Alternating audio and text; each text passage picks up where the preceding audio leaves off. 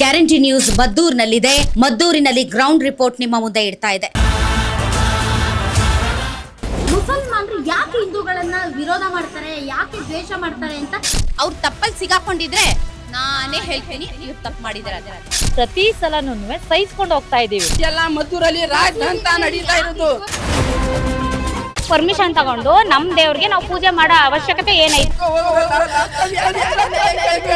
ನಿಮ್ಗೆ ಎಷ್ಟು ವರ್ಷ ಅಂತ ಮಾಡ್ಬೇಕು ಅಂತ ನಾವ್ ಇದೀವಿ ಮೇಡಮ್, ಅವ್ರು ಆ ತರ ಬಿಟ್ಕೊಡ್ತಾ ಇಲ್ವಲ್ಲ ನಮ್ಗೆ.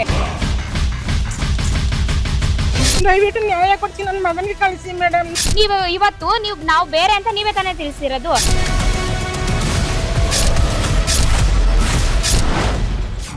ಮದ್ದೂರು ಮಹಾಯುದ್ಧ, ಹಿಂದೂ ವರ್ಸಸ್ ಮುಸ್ಲಿಂ. ವೀಕ್ಷಿಸಿ ಬೆಳಗ್ಗೆ 10 ಗಂಟೆಗೆ.